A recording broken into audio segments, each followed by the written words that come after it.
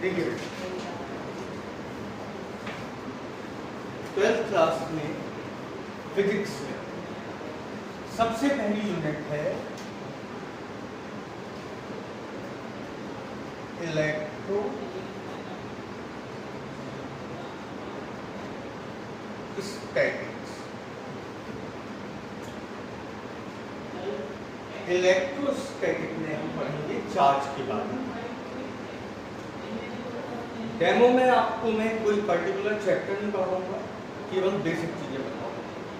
फिर जब अपना बैच स्टार्ट हुआ तब बिल्कुल स्टार्टिंग से शुरू करेंगे, ठीक है। अभी कुछ आपका दे दूंगा, आपको कितना आता है, कुछ मैं एक्स्ट्रा बताऊंगा। इलेक्ट्रोस्टैटिक में सबसे पहले आता है इलेक्ट्रिक चार्ज।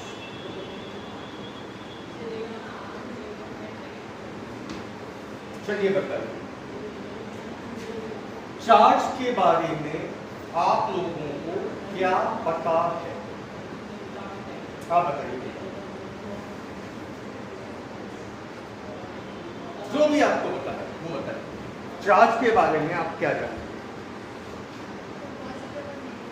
वेरी, आप सब जानते हैं कि there are 2 types of charges. कौन कौन से?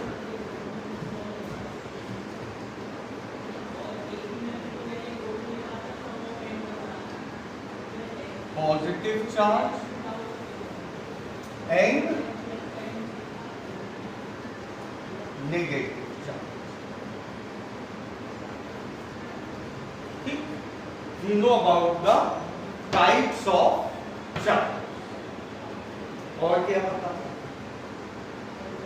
एक चीज और भी पता है आपको चार्ज के बारे में, बताइए एक चीज और क्या पता है?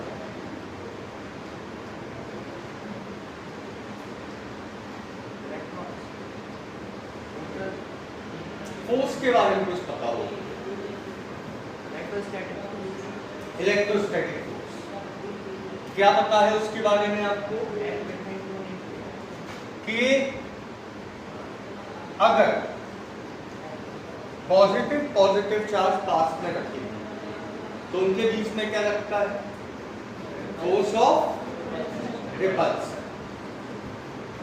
उनके बीच में लगता है फोर्स ऑफ रिपल्सन। अगर नेगेटिव चार्ज हो तब भी फोर्स ऑफ रिपल्सन, पता है? अगर एक चार्ज पॉजिटिव हो और एक चार्ज नेगेटिव, तब उनके बीच में क्या लगता है? Force of attraction.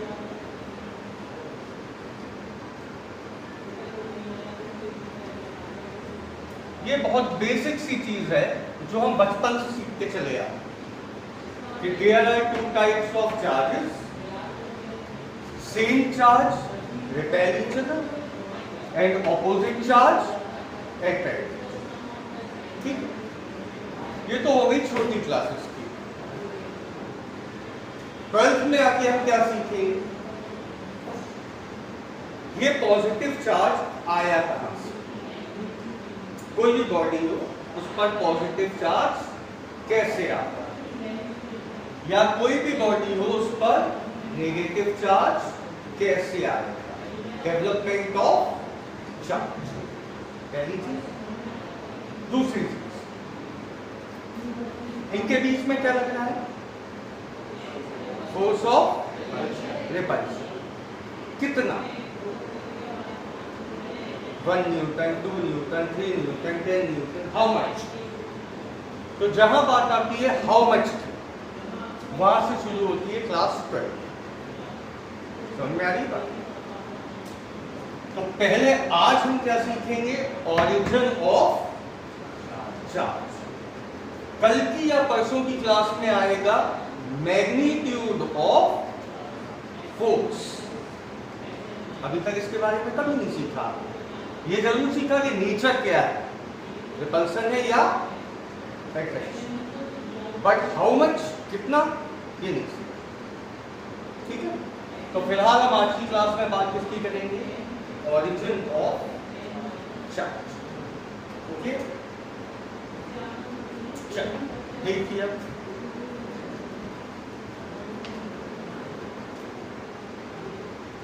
इसके लिए मैं बहुत एक सिंपल सा एग्जांपल ले रहा हूं।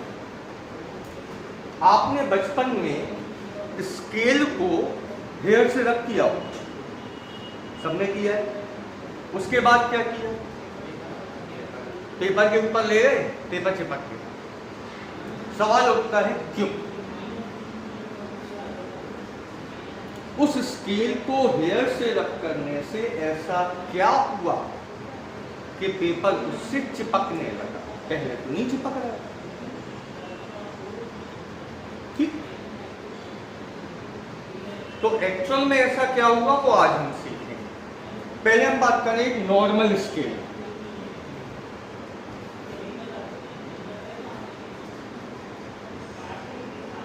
ये एक नॉर्मल स्केल,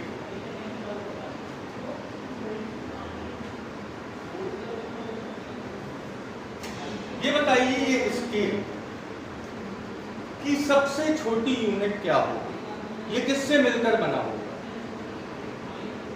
एटम से। दुनिया की जितनी भी चीजें हैं वो किससे मिलकर बनी है? एटम। एटम के बारे में आप क्या जानते हैं? कैसा होता है एटम के सेंटर में? क्या होता है? न्यूक्लियस। उस न्यूक्लियस में कौन भरे होते हैं? Protons and neutrons. ठीक, इसके अराउंड क्या होती हैं? ऑर्बिट्स। ऑर्बिट्स में कौन होते हैं? इलेक्ट्रॉन।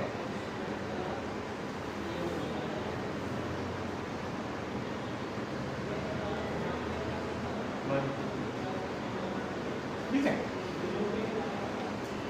अंदर जितने प्रोटॉन होते हैं उतने ही बाहर क्या होते हैं? इलेक्ट्रॉन्स। मालूम है? मतलब अंदर जितना पॉजिटिव चार्ज होता है ऑर्बिट में उतना ही नेगेटिव चार्ज होता है। यानी कि फिलहाल ये एटम कैसा है?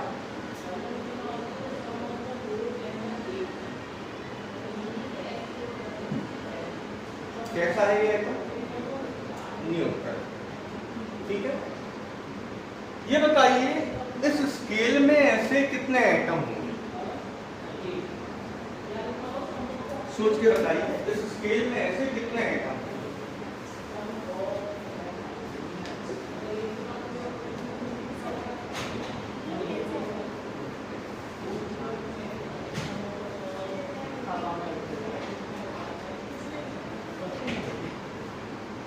दो चार एटम होंगे या मिलियन होंगे?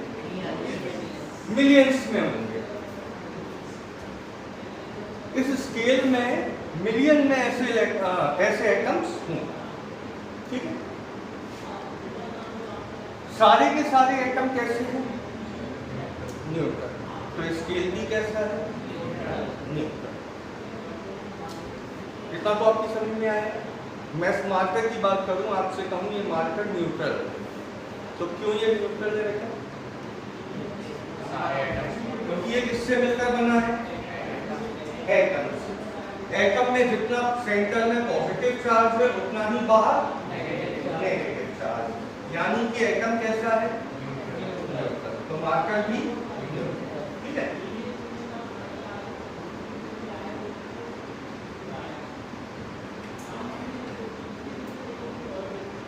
अब हमने क्या किया, इस स्केल को हेयर से रब करने से फ्रिक्शन होगा। फ्रिक्शन होने से हीट एनर्जी डेवलप होगी। जब आप रगड़ते हो तो क्या होता है? बॉडी हीटअप होती है। जब हीट एनर्जी डेवलप होगी तो वो हीट किसे मिलेगी? एटम को। एटम में जो इलेक्ट्रॉन्स हैं आउटर मोस्ट शेल, उन पर फोर्स बहुत कम लगता है। न्यूक्लियस क्या लगाता है इलेक्ट्रॉन्स पर फोर्स। जो आउटर मोस्ट शेल में इलेक्ट्रॉन्स हैं उन पर फोर्स बहुत कम लगता है। मालूम है आपको भाई ये इलेक्ट्रॉन्स ऑर्बिट में क्यों है, भाग क्यों नहीं है?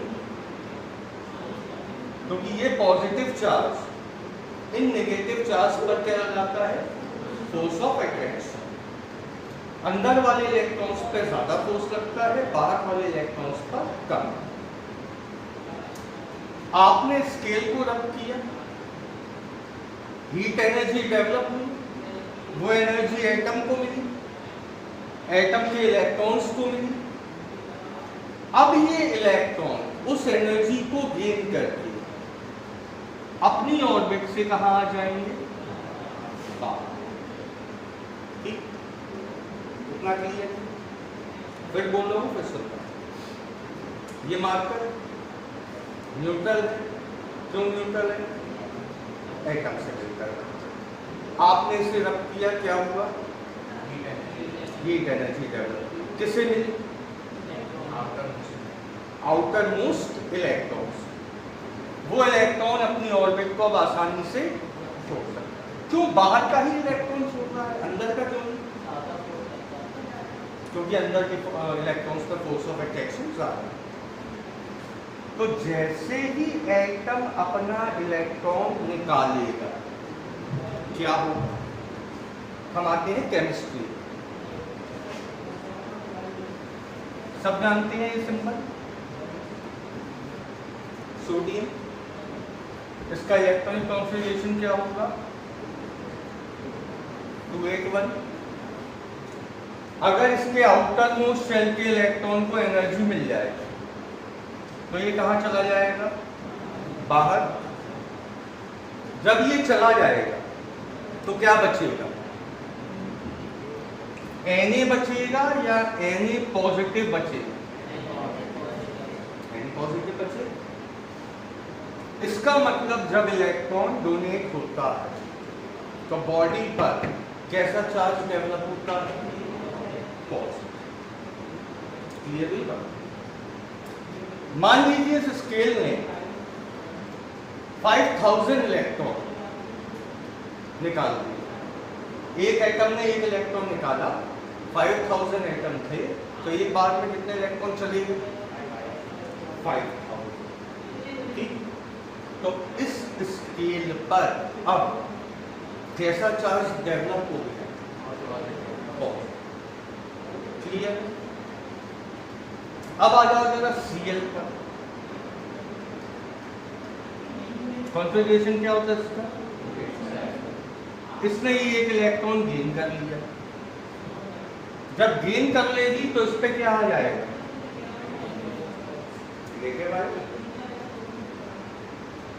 तो जिस बॉडी ने इलेक्ट्रॉन्स को एक्सेप्ट किया उस पर कैसा चार्ज आ जाएगा। तो अगर आपने स्केल को हेयर से रब किया तो क्या हुआ, हीट एनर्जी डेवलप हुई। पक्की बात है कि किसी एक ने, या तो स्केल ने या हेयर से, क्या किया होगा, इलेक्ट्रॉन्स डोनेट किए होंगे और दूसरे ने वो इलेक्ट्रॉन्स एक्सेप्ट किए होंगे। भाई जिसमें टाइटली बाउंड होंगे वो एक्सेप्ट कर लेगा और जिसमें लूजली बाउंड होंगे वो डोनेट कर देगा। हम ये नहीं कह सकते कि किसने डोनेट की और किसने एक्सेप्ट की, लेकिन ये पक्का है कि एक डोनेट करेगा और एक एक्सेप्ट करेगा। जो डोनेट करेगा उस पर कैसा चार्ज डेवलप हो जाएगा, पॉजिटिव, और जो एक्सेप्ट करेगा उस पर नहीं। बात क्लियर है? तो यहां से कहानी शुरू होती है किसकी, ओरिजिन ऑफ चार्ज। तो अब आपको मालूम है कि किस बॉडी पे पॉजिटिव चार्ज होता है और किस पर। मैं कहूं इस इंक की डिब्बी पर नेगेटिव चार्ज इसका मतलब इसने इलेक्ट्रॉन एक्सेप्ट। मैं कहूं इस मार्कर पर पॉजिटिव चार्ज है, इसका मतलब इसने इलेक्ट्रॉन्स डोनेट। क्लियर? तो क्या है origin of charge? Whenever two bodies rubbed with each other, then one body donate electrons and second body accept. Body which donate electrons become positively charged and body which accept electron becomes negative. अच्छी तरह की बात समझ में आई? कहीं कोई doubt? एक और एग्जांपल बताइए इसी का जो आपने डेली लाइफ में देखा हो। बलून। बलून अगर कभी दीवार पे ना चिपक रहा हो तो उसे हेयर से रब करो और दीवार पर लगा दो, चिपक जाएगा। क्यों? क्योंकि पहले उस पर क्या नहीं था? न्यूट्रल। आपने बलून को रब किया, रब करके उस पर क्या डेवलप हो गया? या तो पॉजिटिव चार्ज या इसलिए वो अब दीवार पे स्टिक। आगे ये भी बताऊंगा कि वो दीवार पे स्टिक क्यों हो गया, चार्ज डेवलप होने से ऐसा क्या हुआ कि अब उसमें स्टिकी प्रॉपर्टी आ रही है, वो बात की बात। यहां तक क्लियर है? कब बॉडी पॉजिटिवली चार्ज होगी और कब बॉडी नेगेटिव। अब यहां पे दूसरी चीज आती है,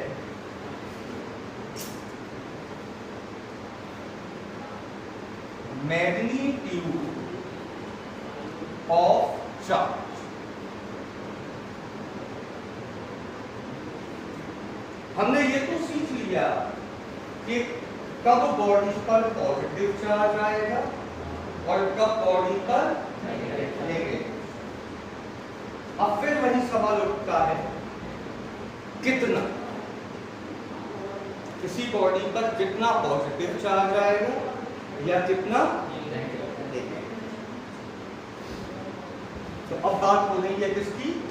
मैग्नीट्यूड ऑफ चार्ज बी।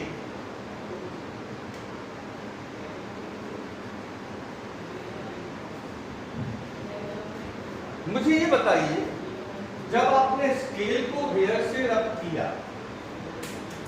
तो कम से कम कितने इलेक्ट्रॉन ट्रांसफर होंगे एक से दूसरे?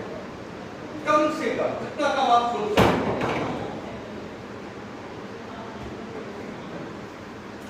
कम से कम कितने इलेक्ट्रॉन एक से दूसरे पे जाएंगे? One at least.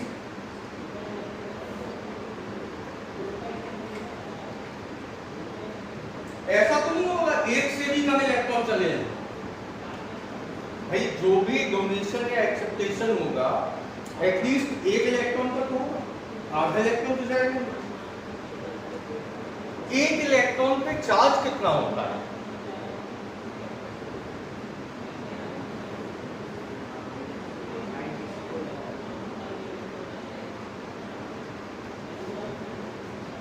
एक इलेक्ट्रॉन कितना चार्ज होता है? 1.6 into 10 to the power -19 Coulomb's. ठीक? तो अगर स्केल ने एक इलेक्ट्रॉन डोनेट कर दिया तो उस स्केल पर कैसा चार्ज आएगा? पॉजिटिव। कितना चार्ज आएगा? 1.6 into 10 to the power -19 coulomb. एक इलेक्ट्रॉन पर जो चार्ज होगा वही तो आएगा। हेयर्स ने एक इलेक्ट्रॉन एक्सेप्ट कर लिया तो हेयर्स पर कितना चार्ज आएगा? प्लस का आएगा कि माइनस? माइनस। कितना? 1.6 into 10 to the power -9। ठीक है? तो ये जो चार्ज है, इस चार्ज को कहा गया है एलिमेंट्री चार्ज और इसे रिप्रेजेंट करते हैं E से।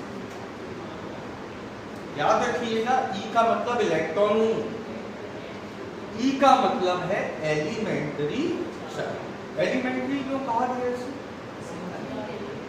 क्योंकि इससे कम नहीं हो सकता, लीस्ट है। तो what is elementary charge? 1.6 into 10 to the power minus 19। ठीक।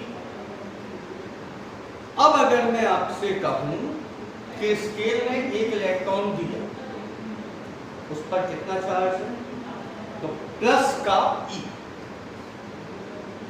लिख सकते हैं। और हेयर्स ने एक इलेक्ट्रॉन एक्सेप्ट किया, उसका कितना चार्ज है, माइनस का ई। इसका मतलब ये हुआ कि चार्ज का फॉर्मूला Q इक्वल होना चाहिए प्लस माइनस एन ई। ई क्या हुआ, एलिमेंट। एन क्या होगा, जितने नंबर ऑफ इलेक्ट्रॉन ट्रांसफर। समझना, इस मार्कर ने 20 इलेक्ट्रॉन डोनेट कर दिए, तो इस पर चार्ज का नेचर क्या होगा और चार्ज का मैग्नीट्यूड क्या होगा? नेचर पॉजिटिव होगा और मैग्नीट्यूड प्लस का 20। ठीक। दूसरी बॉडी ने इतने ही इलेक्ट्रॉन एक्सेप्ट कर लिए, तो उस पर चार्ज कितना होगा, माइनस का 20। क्लियर है काम? तो किसी भी बॉडी पर चार्ज का मैग्नीट्यूड क्या होता है, Q equal plus minus N. अब मेरे ख्याल से आपको चार्ज के बारे में सब कुछ पता है। शुरुआत से चलते। एक बॉडी न्यूट्रल क्यों होती है? क्योंकि वो किससे मिलकर बनी है, एटम। एटम कैसे होते हैं जनरली, न्यूट्रल। जब उस बॉडी को रब करते हैं तो क्या होता है, हीट एनर्जी डेवलप, जिसकी वजह से आउटर मोस्ट शेल के इलेक्ट्रॉन क्या होते हैं, डोनेट होना शुरू हो जाता है। जो बॉडी डोनेट करती है उस पर कैसा चार्ज डेवलप होता है, पॉजिटिव। जो एक्सेप्ट करती है उस पर। चार्ज का मैग्नीट्यूड कैसे निकालते हैं, plus minus N. What is N, what is E, element.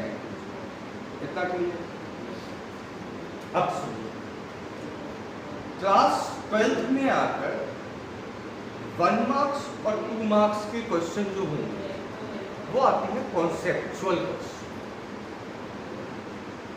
आपसे क्लास 12th में कभी भी ये नहीं पूछा जाएगा कि what is the formula of magnitude of charge, नहीं पूछा जाएगा, क्योंकि ये मान के चला जाता है कि 8th क्लास से आपने इतनी फिजिक्स को पढ़ ही ली होगी कि आपको ये फॉर्मूला आता होगा।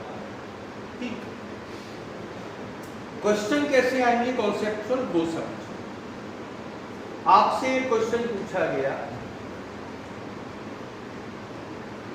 Can a body possess charge 3.2 into 10 to the power minus 19 coulomb? क्या एक बॉडी पर इतना चार्ज पॉसिबल है? तो आंसर है यस। कैसे पता चला आपको? आपने क्या किया, ये फॉर्मूला, ये वैल्यू उठा के यहां रखी। चार्ज कितना गिवन है, 3.2 into 10 to the power minus 9। देखिएगा,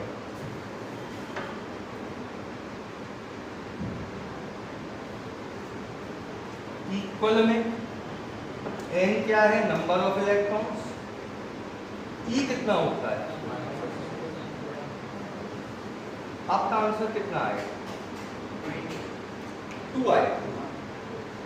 इससे इसको कैंसिल करोगे तो आपके नंबर ऑफ इलेक्ट्रॉन कितने आ गए? 2। तो क्या कोई बॉडी 2 इलेक्ट्रॉन को ट्रांसफर कर सकती है? यस।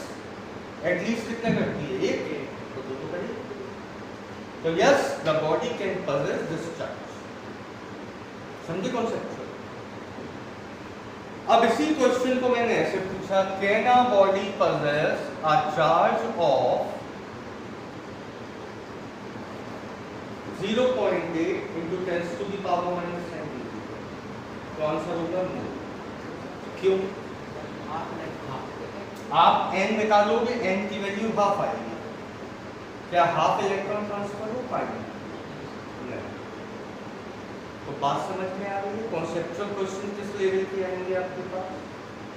ये पहला कॉन्सेप्ट। अब आता है दूसरा concept.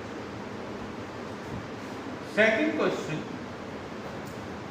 why electrons are responsible for electrification? क्यों इलेक्ट्रॉन ही यहां से वहां जा रहे हैं? Why electrons are responsible for electrification? तो अभी बताया था मैंने आपको, आउटर मोस्ट के जो इलेक्ट्रॉन होते हैं उन पर न्यूक्लियस का फोर्स ऑफ अट्रैक्शन बहुत कम होता है, ठीक, जिसकी वजह से वो इजीली अपनी ऑर्बिट से रिमूव हो सकते। क्लियर है? तो फिलहाल कौन सा लिख लीजिए। सबसे पहले लिखिएगा ऑरिजिन ऑफ चार्ज।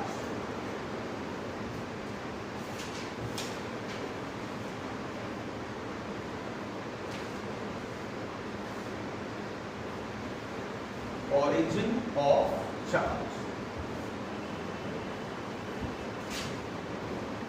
इसमें लिखिए, generally all the bodies are neutral,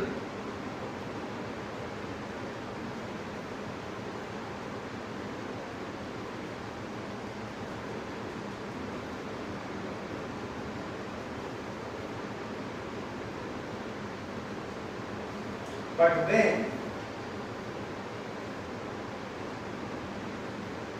a body donates electrons, but then a body donates electrons, it becomes positively charged,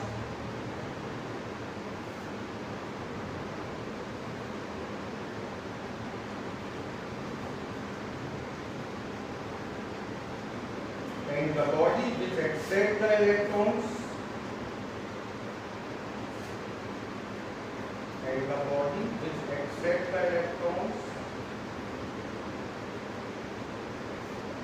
become negatively charged।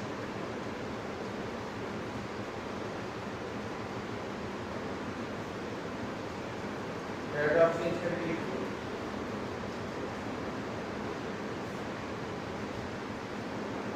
magnitude of charge on a body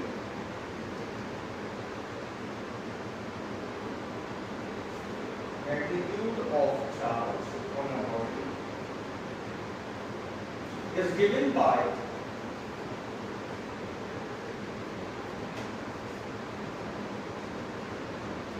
Q equal plus minus N E। Here N is number of electrons. Here N is number of electrons transferred from one body to another body,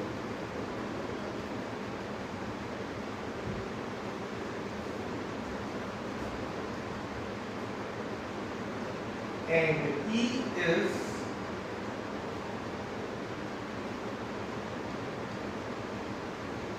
elementary charge।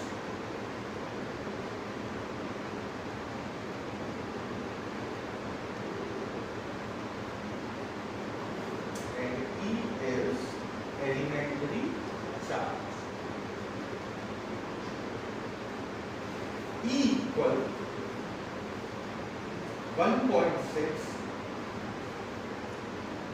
into 10 to the power minus 19 coulomb.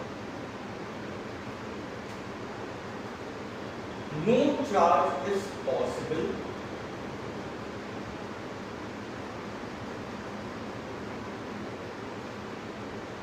less than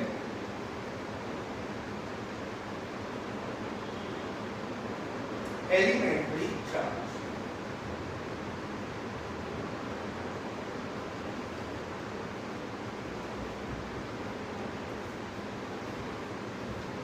इतना clear हुआ आपको? ये तो बात थी electric charge. अब इसी में एक स्टेप और आगे चलते, देखिए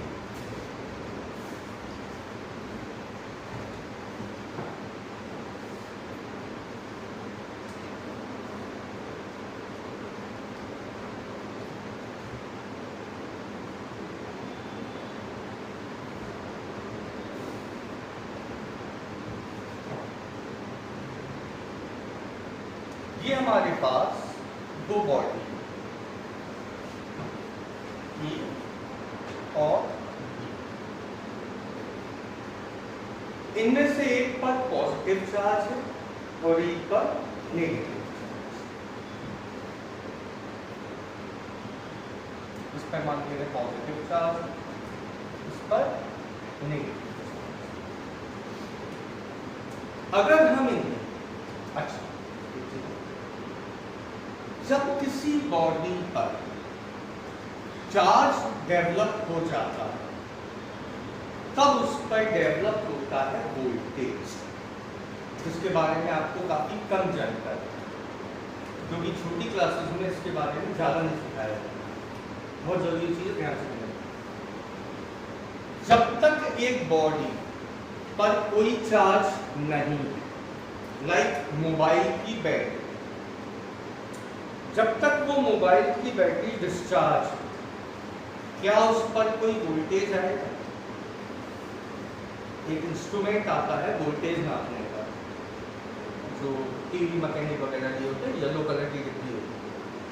आप बैटरी में लगाइए, या आपने कभी रिस्ट वॉच का सेल खरीदा हो तो वो एक लगा के देखते हैं सेल खराब है, सही हो गया, सही है। वो उस मशीन में लगाएंगे दो तार, वहाँ रीडिंग अगर आ रही है, वोल्टेज आ रहा है, इसका मतलब वो बैटरी चार्ज है, और अगर वोल्टेज नहीं आ रहा है इसका मतलब वो बैटरी डिस्चार्ज। तो जब तक कोई बॉडी न्यूट्रल होती है तब तक उस पर कोई चार्ज नहीं होता, तब उस पर कोई वोल्टेज नहीं होता। जैसे ही बॉडी चार्ज हो जाती है उस पर क्या डेवलप हो जाता है? आगे चल के आप सीखेंगे वोल्टेज का फॉर्मूला होता है 9 × 10⁹ Q बाय R। Q क्या है? R होता है डिस्टेंस। तो फिलहाल वोल्टेज किसकी वजह से डेवलप होगा? चार्ज की वजह से। तो जब बॉडी पर चार्ज आ गया इसका मतलब उस पर क्या डेवलप हो गया? जिस बॉडी पे पॉजिटिव चार्ज आया उस पर वोल्टेज कैसा होगा? पॉजिटिव, मतलब वो होगा हायर वोल्टेज, उस बॉडी पर हायर वोल्टेज। और जिस बॉडी पर नेगेटिव चार्ज आया, यहाँ माइनस की वैल्यू रखोगे तो वोल्टेज भी माइनस में आएगा, तो उस पर वोल्टेज कैसा होगा?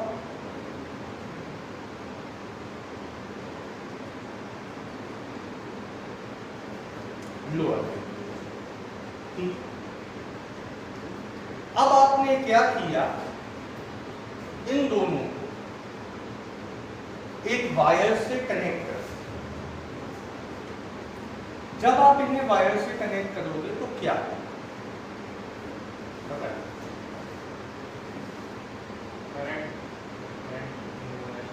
करंट के कॉन्सेप्ट पे अभी मैं आ रहा हूँ, उसी के लिए चीज सिखा रहा हूँ।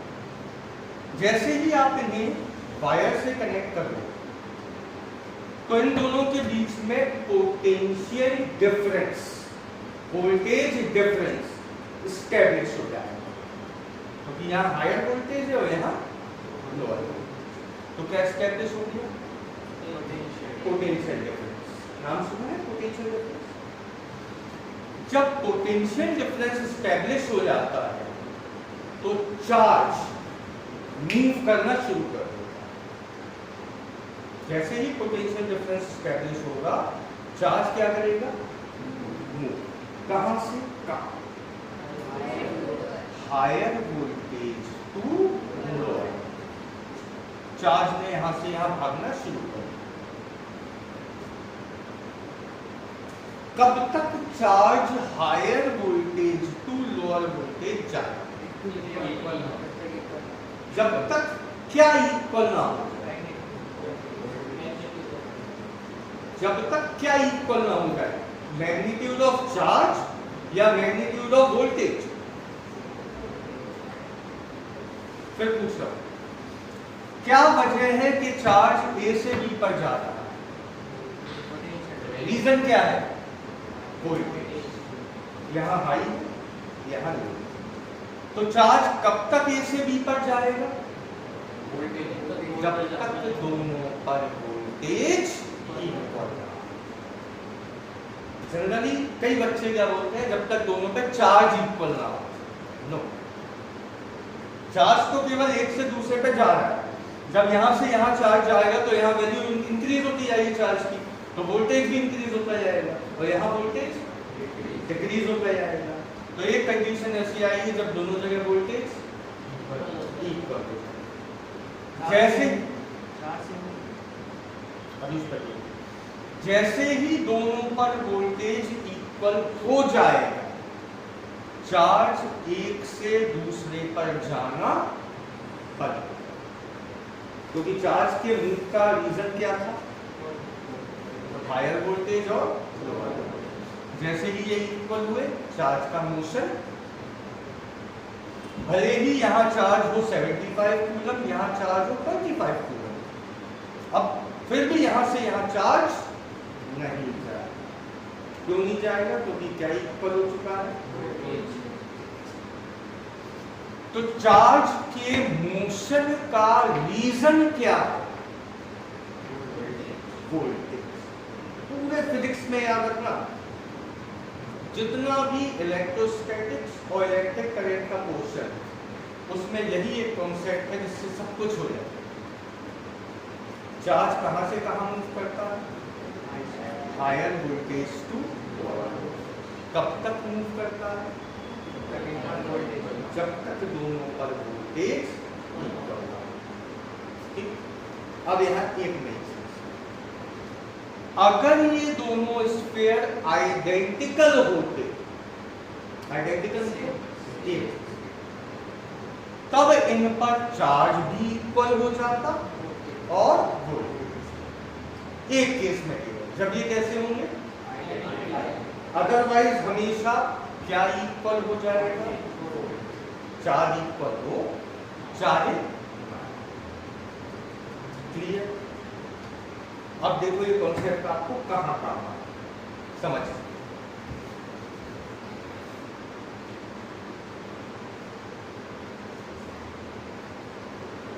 ये एक मेटल का पीस है, बहुत ध्यान से समझ के आप मान के चलो ये एक लोहे का बेंच, अपर स्पेस है लोहे की बेंच। क्योंकि ये मेटल है तो इसमें बहुत सारे क्या होंगे? Free electrons. जानते हैं आप किसी भी मेटल में क्या होते हैं? फ्री। डिटेल बाद में बताऊंगा कैसे बनते हैं, क्या होते हैं। फिलहाल नॉर्मल बात करते हैं। मेटल में क्या होते हैं? फ्री। वो फ्री इलेक्ट्रॉन्स कैसा मोशन कर रहे होते हैं? रैंडम, कोई भी कहीं भी भाग रहा। ठीक, क्या इस मेटल में अभी करंट आ रहा होगा? नहीं आ रहा। अच्छा, बिल्कुल सही है, नहीं आ रहा होगा। करंट की डेफिनेशन क्या है? करंट की आप लोगों ने एक डेफिनेशन पढ़ी होगी, क्या थी वो डेफिनेशन?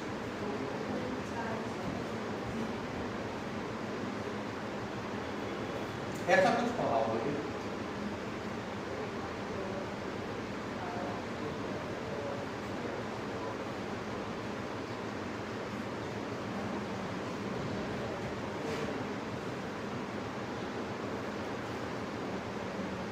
यही पढ़ा, rate of flow of charge is called current. सबने यही पढ़ा, स्पेशल चीज तो नहीं पढ़ी, यही पढ़ा। ये बताओ, ये कौन है? इलेक्ट्रॉन। इलेक्ट्रॉन का क्या होता है? चार्ज। रुका हुआ है कि मूव कर रहा है? मूव कर रहा है। तो rate of flow of charge वो होता है ऐसा, रैंडम मोशन है। तो अपन की डेफिनेशन क्या थी? Rate of flow of charge is called current. Charge है, फ्लो हो रहा है, टाइम लग रहा है, इसका मतलब rate of flow of charge, तो इट इज कॉल्ड करंट। लेकिन हम क्या इसमें करें? नहीं आ रहा, नेगेटिव पर्टिकुलर डायरेक्शन। इसमें करंट क्यों नहीं आ रहा वो डिटेल में समझो, ध्यान से देखना बेटा। आपने क्या किया, आप इसमें करंट फ्लो कराने के लिए क्या करोगे? 2 वायर लगाओगे। उन वायर्स का कनेक्शन किससे करोगे? एक सेल से। सेल का सिंबल जानते हो? यही होता है, इस तरह का होता है। यहाँ पॉजिटिव लिखा होता है, यहाँ आपने सेल के पॉजिटिव एंड को यहाँ लगा दिया ए पर और नेगेटिव एंड को बी पर। ठीक, सेल के लगाने से क्या होगा?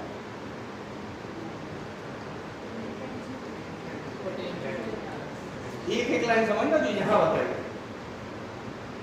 ये पॉजिटिव एंड है, यानी कि ए पर हायर वोल्टेज डेवलप हो गया। पॉजिटिव एंड है तो यहां क्या होगा? हायर। और ये नेगेटिव एंड है तो यहां लोअर वोल्टेज डेवलप होगा। ओके, यानी कि सेल के लगाने से क्या एस्टैब्लिश हो गया? Potential difference. ठीक, जब पोटेंशियल डिफरेंस एस्टैब्लिश हो जाएगा तब, ध्यान से सुनना जो बोल रहा हूं, जितने भी इलेक्ट्रॉन्स थे ये कहां भागेंगे? अपन क्या कहेंगे? हायर से लोअर। गलत। अब सुनना क्यों, ध्यान से सुनना। इसकी जगह वापस नहीं आती, इस कॉन्सेप्ट को समझाने के लिए हम यहाँ इस पर कैसे charge? Lack of electron. Positive charge का मतलब इसने डोनेट किए, इस पर कैसा था? एक्सिस ऑफ इलेक्ट्रॉन, इसका मतलब इसमें एक्सिस में इलेक्ट्रॉन। अब की बात, आपने कनेक्शन किया, मैंने आपसे क्या कहता? चार्ज कहां से कहां भागा? Higher voltage to lower. कौन? चार्ज। यही कहा था इलेक्ट्रॉन। दोनों की भाषा में अंतर समझ। इस पे इलेक्ट्रॉन एक्सिस में है, इस पे लैक ऑफ इलेक्ट्रॉन है। तो इलेक्ट्रॉन कहां भाग रहे हैं? एक्सिस में जहां है वहां से लैक एरिया में तो जाएंगे। इलेक्ट्रॉन भाग रहे होंगे बी टू ए, मतलब lower voltage to higher voltage. लेकिन फिजिक्स में कोई भी चीज इलेक्ट्रॉन की डायरेक्शन से बनी ही नहीं। हर चीज को किसके अकॉर्डिंग कहा गया? चार्ज की डायरेक्शन के अकॉर्डिंग। ठीक, फिजिक्स में चार्ज का मतलब कहा गया है पॉजिटिव चार्ज। जब भी मैं शब्द बोलूंगा चार्ज तो ऑटोमेटिकली उसका मतलब क्या होगा? पॉजिटिव। इलेक्ट्रॉन कहां भाग रहे हैं? Lower voltage to higher. तो अगर मैं आपसे कहूं चार्ज कहां मूव कर रहा है, तो चार्ज कहां मूव कर रहा है मतलब पॉजिटिव चार्ज कहां मूव कर रहा? Higher voltage to lower voltage. तो अगर मैं डीप नॉलेज की बात करूं तो मैं दो शब्द बोलूंगा। या तो मैं आपसे पूछूंगा बताइए इस केस में चार्ज कहां मूव कर रहा, तो आप क्या कहोगे? Higher voltage to lower. Charge बोला इसका मतलब पॉजिटिव चार्ज। अगर मैं कहूं इस केस में इलेक्ट्रॉन कहां मूव कर रहे हैं, तो आप क्या बोलोगे? Lower voltage to higher. Axis से लेट एरिया। क्लियर? अब आ जाओ वापस। अब मुझे बताओ इलेक्ट्रॉन कहां मूव करेंगे? Lower voltage to higher. ये इलेक्ट्रॉन्स का मोशन शुरू।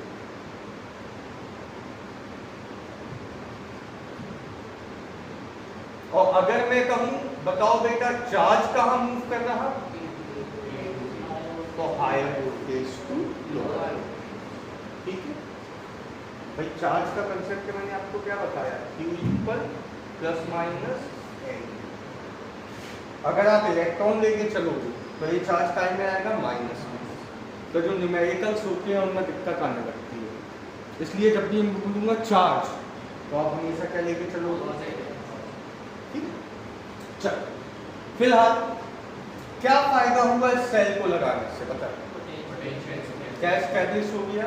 पोटेंशियल, जिसकी वजह से सारे के सारे इलेक्ट्रॉन कहाँ भागने लगे? Electron lower voltage to higher voltage. Charge कहाँ भागने लगा? Higher voltage to lower. Okay, concept clear? अब इसमें क्या फ्लो होने लगेगा? करंट। क्यों फ्लो होने लगा? क्योंकि अब सारे इलेक्ट्रॉन एक पर्टिकुलर डायरेक्शन में भाग रहे हैं, या हम कह सकते हैं अब सारा चार्ज एक पर्टिकुलर डायरेक्शन में भाग रहा है। तो क्या ये डेफिनेशन सही थी जो आपने पढ़ी थी? इसके हिसाब से तो हर समय करंट आना चाहिए। कब आएगा? Rate of flow of charge in a particular direction.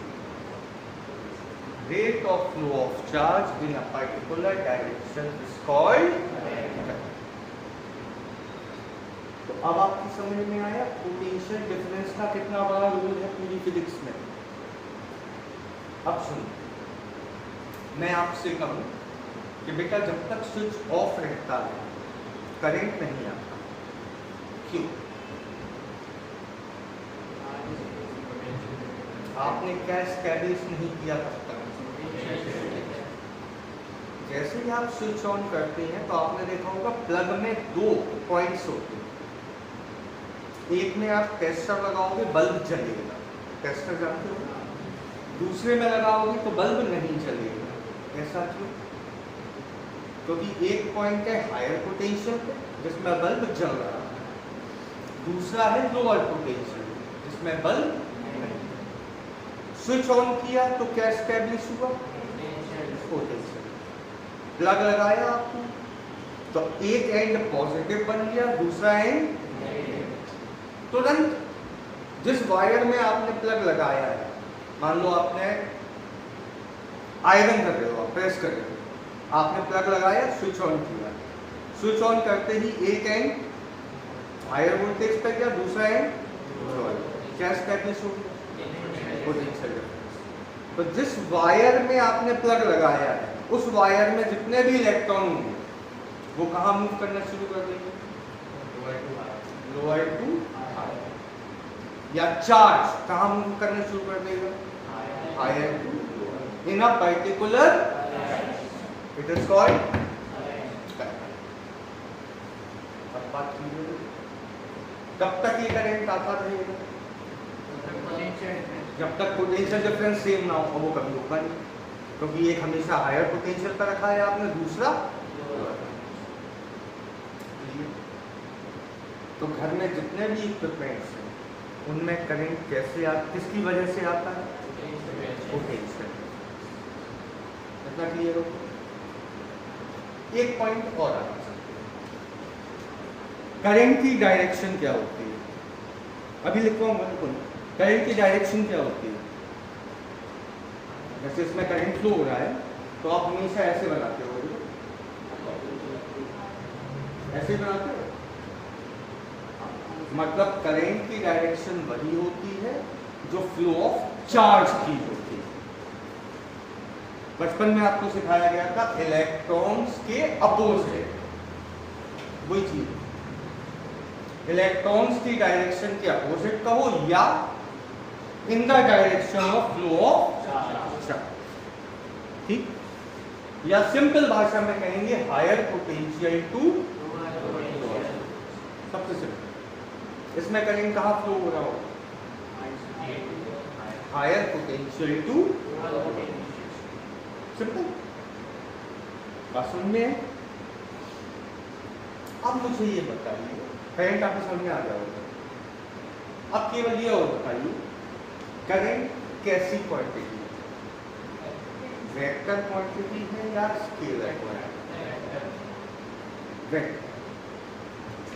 यहाँ थोड़ा सा करंट के बारे में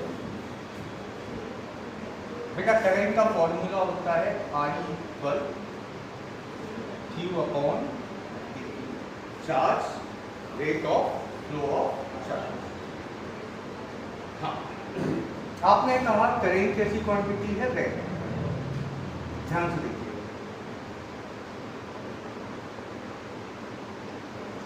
यहां से एक वायर में करंट आ रहा है 6 एम्पीयर, 90 डिग्री से दूसरा वायर है, इसमें करंट आ रहा है 8 एम्पीयर, ठीक? जहां दोनों करंट मिलते हैं उस पॉइंट को कहते हैं जंक्शन।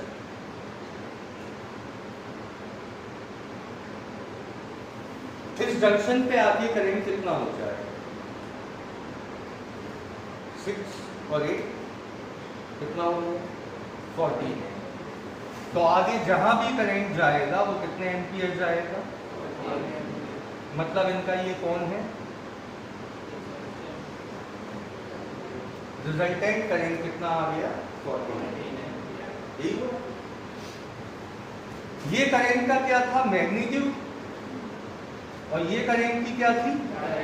डायरेक्शन। इसका मतलब ये कैसी क्वांटिटी है?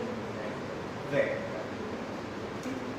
थोड़ा सा वेक्टर के बारे में जिक्र कर रहा हूं, ज्यादा नहीं, क्योंकि मुझे नहीं पता आपने वेक्टर में क्या पढ़ा। केवल ये बताओ, जो वेक्टर क्वांटिटीज होती हैं उनका रिजल्टेंट कैसे निकलता है? नहीं, हम तो नॉर्मल बात कर रहे हैं। अगर वेक्टर क्वांटिटीज हैं, किसी डिग्री पे हैं, 90 डिग्री पे हैं, तो उनके रिजल्टेंट को निकालना होता है। ये तो मालूम है, वेक्टर्स में जब हम ऐड करते हैं तो क्या निकलता है? रिजल्टेंट। जिसे नहीं मालूम उसे मैं बाद में सिखा दूंगा। रिजल्टेंट का फॉर्मूला होता है √a² plus b² plus 2ab cos theta. ठीक है? ये कितना लोगे? 6 का स्क्वायर 30। b कितना लोगे? 8 का स्क्वायर 60। cos 90 रखोगे, cos 90 की वैल्यू क्या होती है? 0। तो इतना पोर्शन तो हो जाएगा 0। 6 का स्क्वायर 8 का स्क्वायर कितना हुआ? यानी कि रिजल्टेंट कितना आया? 10। कितना मालूम? अगर करंट वेक्टर क्वांटिटी है तो इन दोनों का एडिशन 101% क्या आना चाहिए? आना चाहिए, क्योंकि वेक्टर क्वांटिटीज में रिजल्टेंट ऐसे ही निकलता है। वो वेक्टर्स को ऐड जब करते हैं तो उसमें क्या लेना होता है? n निकल गया है। लेकिन हम यहां देखें तो रिजल्टेंट है कितना? और प्रैक्टिकली 14 ही होता है, 10 नहीं। इसका मतलब ये हुआ कि करंट जो है वो इस लॉ को, वेक्टर एडिशन लॉ को फॉलो नहीं करता। इस लॉ को कहते हैं वेक्टर एडिशन। जितनी भी वेक्टर क्वांटिटीज होती हैं वो सब इस लॉ को फॉलो करती हैं, क्योंकि इसमें मैग्नीट्यूड है और डायरेक्शन है, तो ये वेक्टर है। और वेक्टर है तो इसे ये फॉलो करना होगा। फॉलो नहीं कर रही, क्योंकि अगर फॉलो कर रही होती तो यहाँ आंसर आता है 10, लेकिन जब हम इंस्ट्रूमेंट से नापेंगे तो आंसर आएगा 14। इसका मतलब करंट वेक्टर एडिशन लॉ को फॉलो नहीं करता। तो करंट कैसी क्वांटिटी है? स्केलर। अब जरा स्केलर की बात करें। स्केलर में केवल मैग्नीट्यूड चाहिए होता, डायरेक्शन की जरूरत ही नहीं होती।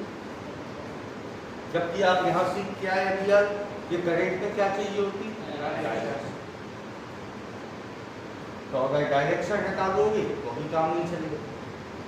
इसका मतलब करंट स्केलर भी नहीं। समस्या ना तो ये वेक्टर एडिशन लॉ फॉलो कर रहे, इसका मतलब ये वेक्टर नहीं, और क्योंकि इसमें डायरेक्शन है इसका मतलब ये स्केलर है। ऐसी क्वांटिटीज जिनमें मैग्नीट्यूड भी हो, डायरेक्शन भी हो, बट जो वेक्टर एडिशन लॉ को फॉलो ना करे, उन क्वांटिटीज को कहा जाता है टेंसर क्वांटिटीज। एक्चुअल में क्वांटिटीज 3 टाइप की होती, 3, 2 नहीं। पहली स्केलर, जिसमें केवल क्या चाहिए? मैग्नीट्यूड। दूसरी वेक्टर, जिसमें 3 चीजें चाहिए, मैग्नीट्यूड, डायरेक्शन और फॉलो वेक्टर एडिशन। तीसरी टेंसर। टेंसर में क्या चाहिए? मैग्नीट्यूड और direction. Does not follow such type of quantities are called tensor. तो करंट कैसी क्वांटिटी है? क्लियर? मैंने आपको कुछ नहीं पढ़ाया आज, केवल मैंने आपको ये बताया बॉडी पर चार्ज कैसे आता है। चार्ज जब भी आएगा क्या डेवलप होगा? Voltage, potential.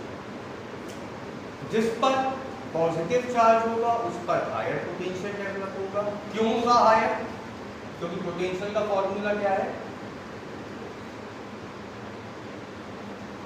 Q बाय, जब Q प्लस का लोगे तो वोल्टेज हाई आएगा, और जब Q माइनस का लोगे तो वोल्टेज लो आएगा। ठीक है? तो जब भी बॉडी को चार्ज करोगे उस पर क्या आएगा? वोल्टेज। अब जब आप 2 डिफरेंट वोल्टेज वाली बॉडीज को कनेक्ट करोगे तो तुरंत चार्ज मूव करना शुरू करेगा।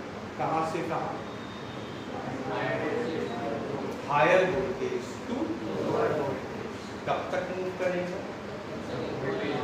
जब तक दोनों पर वोल्टेज इक्वल ना हो, चाहे चार्ज इक्वल हो या ना हो, इट डजंट मैटर। ठीक? तो पोटेंशियल डिफरेंस से क्या फायदा होता है? Charge start to move in a particular direction. Then the flow of charge in a particular direction is called current की डायरेक्शन हमेशा कहाँ से कहाँ होगी? Higher voltage to lower. Current कैसी क्वांटिटी है? मेन पॉइंट्स लिखिए, 2 मिनट का काम।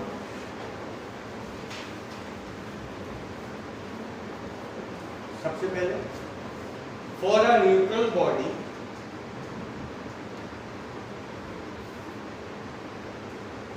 voltage is 0.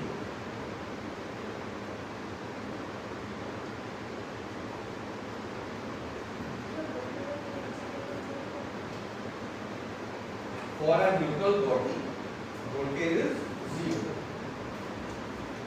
V equal 9 into 10 to the power 9 Q by R. So when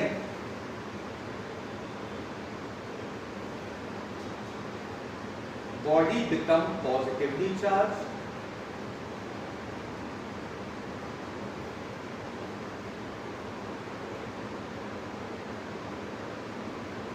it gain high voltage,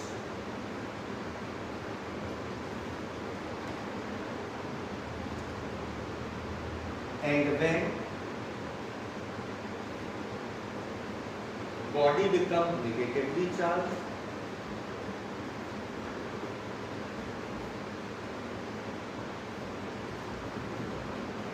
it gain low voltage.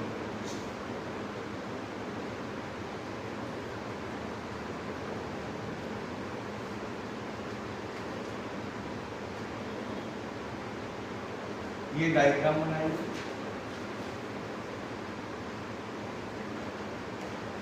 एक जगह हाई वोल्टेज लिखी, एक जगह low voltage.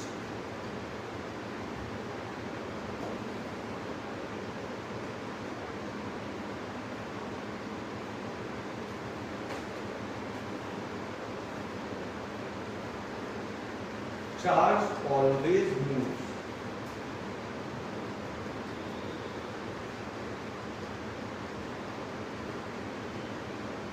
from high voltage to low voltage.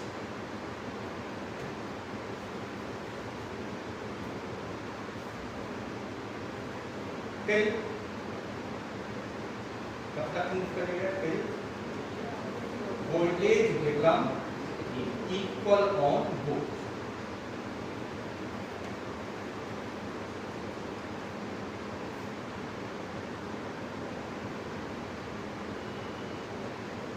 Paragraph change करके लिखिए। On connecting a cell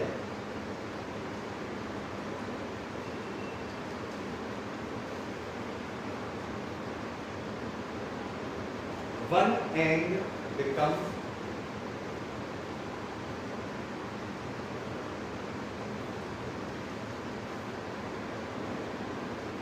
positively charged, या एक minute ऐसे। On connecting a cell, one end is at higher voltage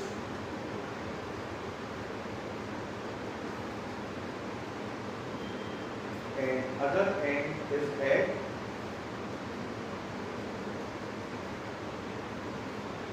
lower voltage. So charge start to move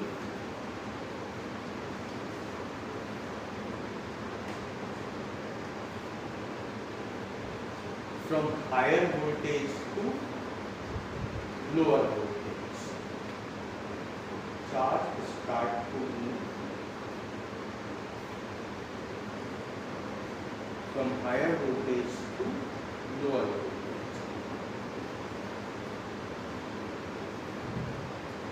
और bracket में लिखिए electron start to move from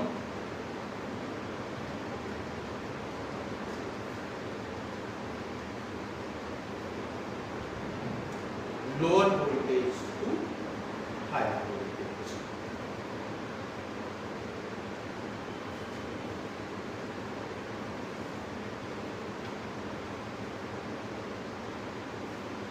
Motion of charge in a particular direction is called current.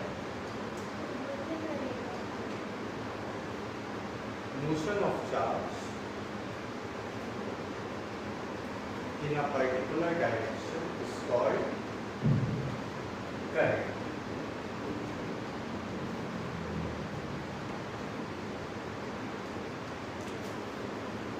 Current does not follows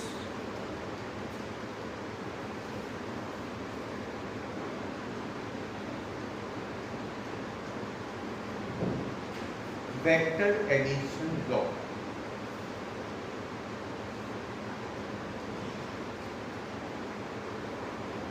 So it is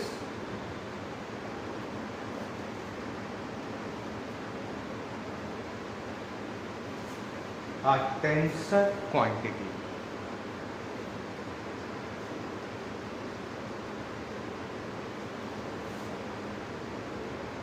It is a tensor quantity. इतना clear? कल के lecture में मैं बताऊंगा about force. तो मैंने शुरू में आपसे कहा था कि सेम नेचर चार्ज क्या लगेगा? रिपल्सन। अपोजिट नेचर चार्ज ठीक। अब कितना लगेगा, क्यों लगेगा, इसकी पूरी डिटेल होगी कल।